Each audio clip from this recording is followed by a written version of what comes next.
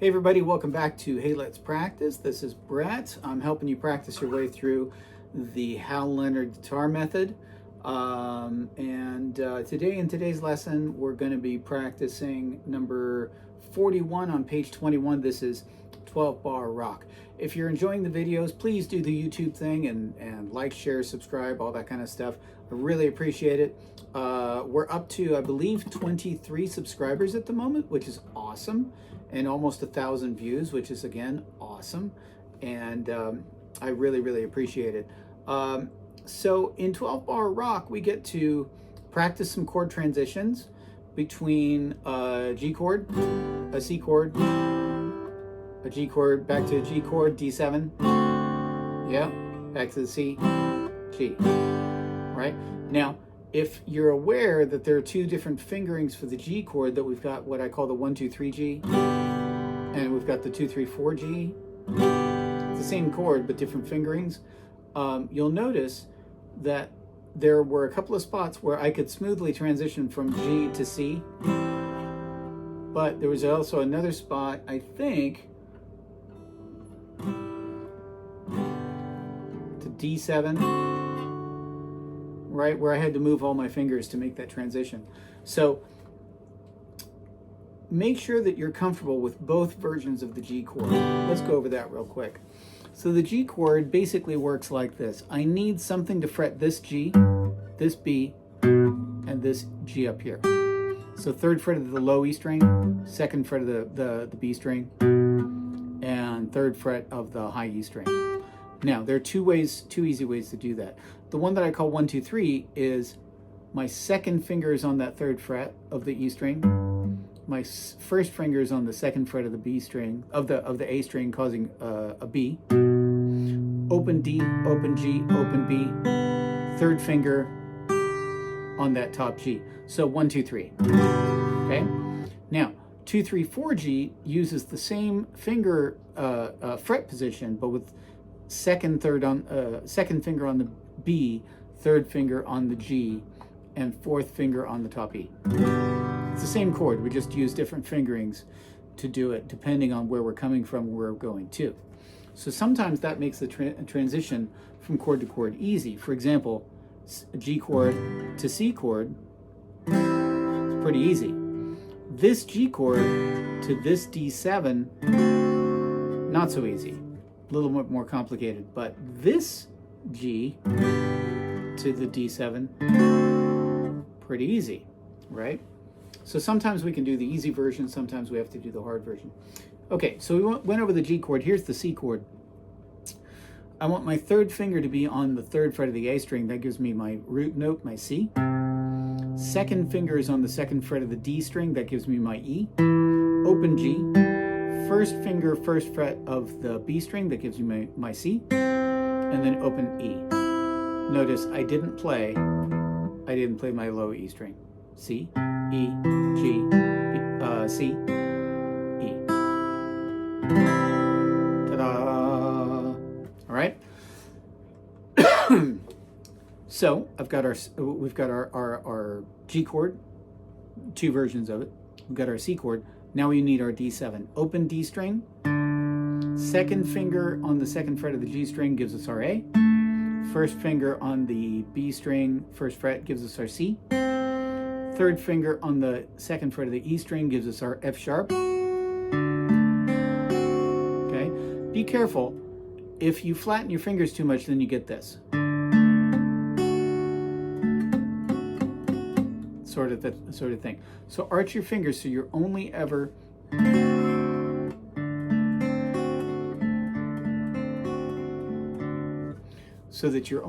touching the note that you're actually fretting. Okay, so let's go over the order of the chords. So I've got my I'm going to start for simplicity's sake. I'm going to use my 2, 3, 4 G. So I play my G chord for 4 strums in the first measure. 1, 2, 3, 4. The next measure doesn't have a new chord symbol, so I just keep doing my G. 1, 2, second measure here, 3, 4. Third measure, same thing. 1, 2, 3, 4. Fourth measure, same thing. 1, 2, 3, 4. Now I'm going to lift up this finger. I'm going to take these two fingers, I'm going to bring them over, and I'm going to put this finger down for the C.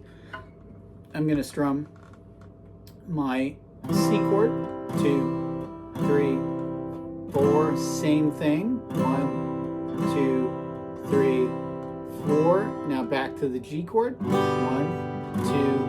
2, 3, 4, 2, 2, 3, 4. Now I've got from this G chord to my D7 chord is a little tricky.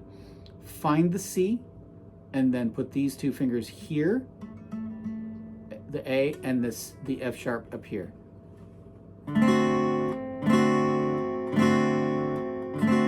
Now leave the C there and take the two fingers and put E and C.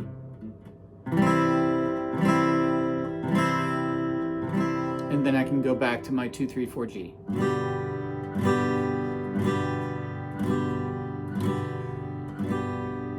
4 beats twice. 4 beats for 2 measures, okay? Now, let's see what happens if I do that starting on the 1, 2, 3 G. Then certain transitions become easier, certain transitions become harder. So check this out. Okay, 1, 2, 3 G starting from the beginning. So 1, 2, 3, 4. Second measure. Third measure, 1, 2, 3, 4. Fourth measure, 1, 2, 3, 4. Now from here, I've got to reposition all 3 of these fingers to that C chord, right? So what you might do is this, just lift them all up and then start from here, C, E, C.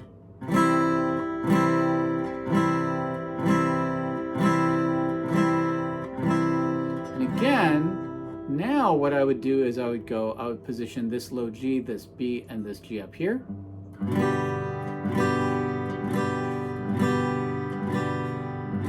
Now, here comes an easy transition. Slide this finger back 1, and then move these 2 fingers from here up to here. That's a relatively easy transition. And then the same transition that we had before to the C chord. Now, I've got to reposition everything again. 4 beats, 2 times. Okay? Now, you're going to find that some guitar players prefer to have just one version of the G chord that they play. It's either the 1, 2, 3 or the 2, 3, 4, or there are a couple other versions that we haven't learned yet. But I prefer to be flexible. If this G is easier than this G, then I use it, and vice versa. Okay? So that's the chord structure for 12 bar rock. Now, let's take a look at the notes. You may recall from a couple of videos ago that we talked about pickups. We have a 1 beat pickup, which means that we start on beat 4.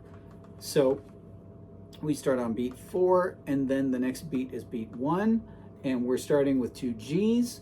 So let's say, let's do what we tend to do in these lessons. We're going to say the notes, then we're going to say the notes while we play the tune, and then we're going to count out loud while we play the tune. All right, so here we go. Let's say the notes. By the way, let's go over the notes real quick. Our first note is the third fret G. Our next distinct note is an F on beat 2. That's your first fret of the E string. And then we've got our D here, 3rd fret of the B string. Okay, and then the next note that we haven't played yet is the B in the 3rd measure. That's your open B string. Your next note is a G. Whoops, sorry, G. Right? And then we also have F. Whoops, sorry. 3rd fret of the D string, open D. And then I think, oh, we do play a C. C, first fret of the B string. Yeah? So we have a D, an F, a G, open B, a C, 3rd fret D, 1st fret F, and then 3rd fret G. All right? So if you're not used to reading notes, if this is one of the first videos or the first video of mine that you've seen, I make a big deal about knowing exactly what notes we're playing. So some people will call this a G, right? Some people will call this a 3rd fret E. If you understand what they mean by that, then great. But this is a G. If somebody tells you, hey, can you start the melody on a G? Yeah, sure I can. It's right here. Okay, so it's important to be able to read music, especially if you're going to be a studio musician, if you're going to be a jazz musician, if you're going to play classical music. Very important to be able to read notes. All right, let's do it. Here we go. We're going to say the notes, then we're going to say the notes while we play the tune, then we're going to play the tune while we say the counts. 1, 2, say the notes. 2, 3. G, G, F, D, F, G, F, D, F, G, F, D, B, G. 2, 3. G, G, F, D, F, G, G, F, D, G, G, C, D, G. 2, 3. D, D, D, C, D, F, D, C, D, G, 2, G, 4, G, 2, 3. You're done. Okay.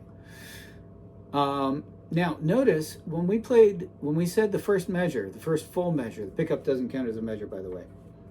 When you said the first full measure, you said G, F, D, F. When you said the first measure of the second line, you also said G, F, D, F. We don't have to say things like high G, middle G, low G, stuff like that. If you just say G and you play the note, oops, sorry, there was a D.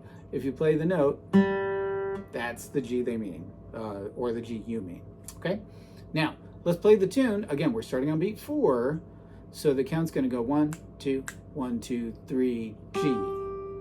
All right, here we go. 1, 2, say the notes and play the tune.